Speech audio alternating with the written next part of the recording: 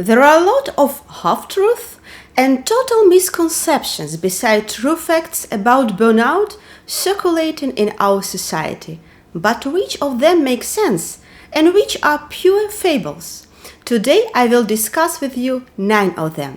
So if you want to find out what burnout really is, stay with me to the end. But before we start, make sure you have subscribed to my channel and turn on the notification bell so you don't miss my new videos on mental health, psychology and empowerment, which I post every Friday.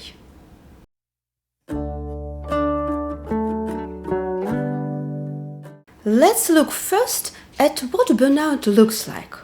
Burnout is more than having a bad day, and it doesn't just happen overnight. It's having a bad month or even year. It's slow and sneaky. It's like a slow dripping faucet, and before you know it, your bucket is overflowing. The condition has 3 components. First is emotional exhaustion.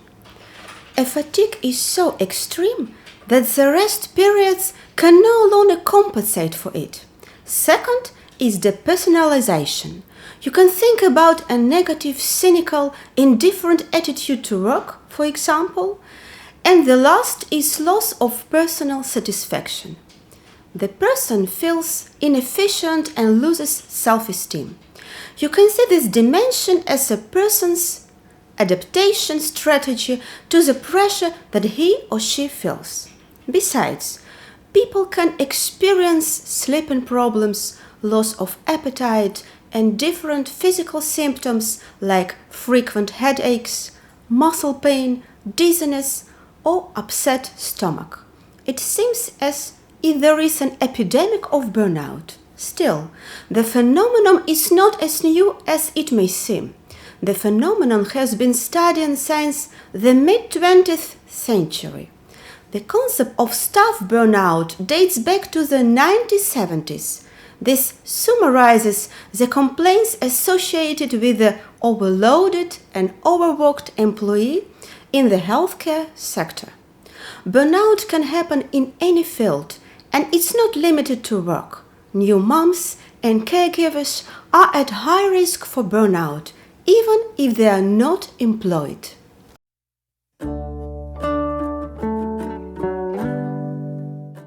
However, a well-founded diagnosis based on a recognized classification system does not exist.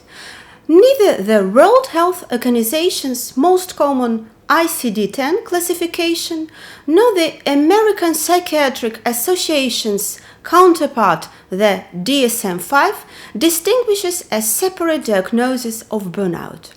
Some doctors are adamant that burnout is an isolated psychiatric condition.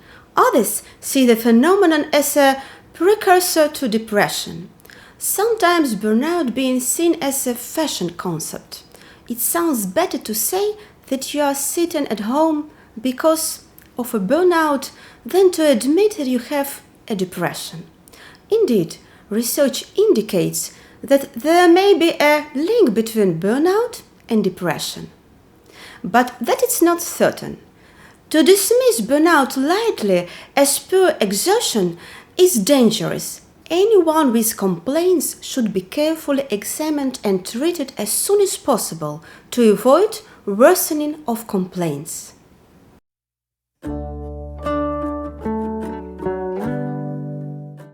Indeed, scientific research reveals a clear difference between men and women.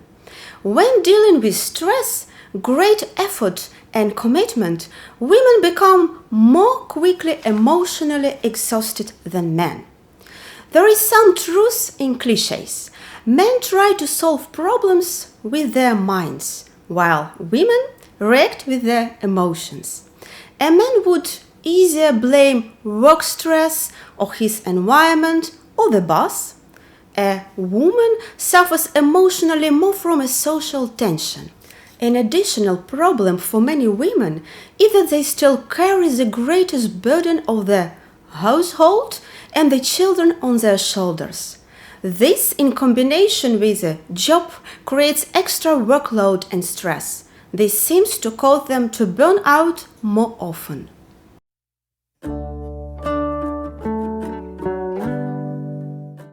The truth is that especially at the beginning of your career, you are at the biggest risk of burnout.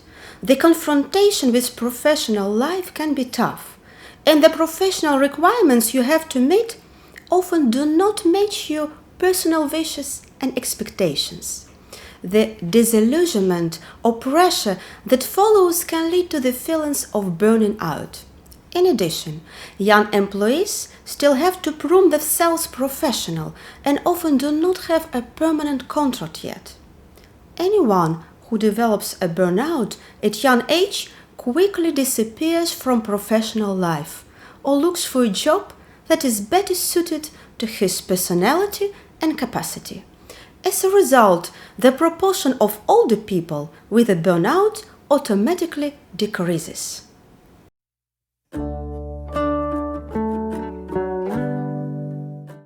The list of celebrities who have burnt out and are forced to take a break is long. Still, it's not a typical problem for celebrities or managers. In the 1970s, scientists merely assumed that people in the caring professions such as nurses, teachers, social workers are prone to become a victim of a burnout. However, over the years it became more clear that the problem also affects other professions. Today we know that you can get a burnout in any profession. Usually very committed employees are the first victims. These are often very committed colleagues with perfectionistic tendencies and a huge willingness to perform.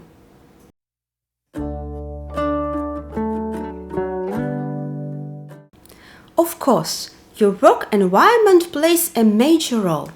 Those who feel that their work is valued and properly paid will usually be satisfied with themselves and their job, and thus run less risk of a burnout. Freedom at work is also important. Many employees consider participation important. If you, as an employee, find that you have some influence, you will identify yourself more with the company and feel that you are pursuing the same values. And that protects you significantly against burnout. If, for example, you doubt the products and ethical rules of your company, an inner conflict arises. But if you can partly determine the goals and directions of your company, and the company takes the feedback of employees seriously, the job satisfaction will increase.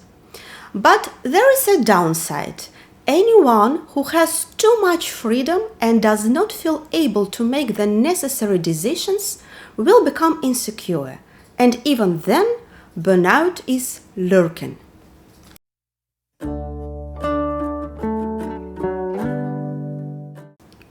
Today's employees are no longer the same as before. That cliché is correct. The scientists psychologists concluded that generations born after 1980 are more highly extrinsically motivated than, for example, baby boomers. When choosing a job, the new generations are more likely to rely on salary, prestige, and job security. The intrinsic motivation, the importance of job satisfactions, for example, has decreased. This tendency increases the risk of stress at work, and it has also been found that social attitude has declined with each generation. Colleagues and family members are less willing to support each other, so the chances of getting support from others when you are in trouble are not as great as used to be. So changing a personal values definitely contributes to a higher risk of burnout.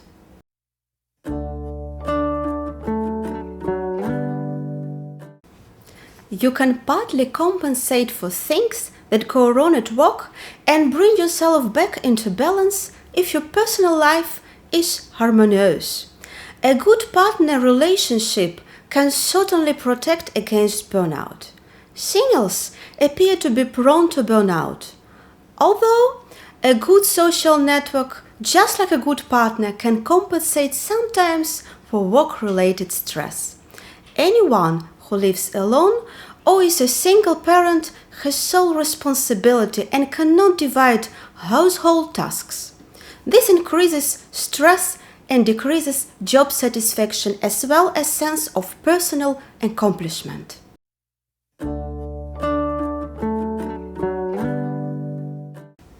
Scientific research shows that there is a link between life stress and the risk of depression. Anyone who has lost a loved one, has experienced a serious illness or an accident, has been abused or mistreated, as well as being fired, is at higher risk of developing symptoms of depression, even long after that. The more traumatic events, the higher the risk of depression. But is this connection also true to the risk of burnout? Researchers have not found this link so far. This may be explained by the fact that burnout is largely related to work conditions and less often to private life.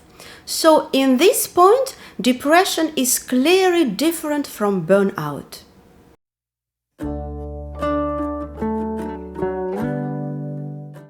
Anyone who is anxious, insecure, or emotionally unstable, suffers from strong guilt feelings, or is extremely irritable are more at risk of depression or burnout.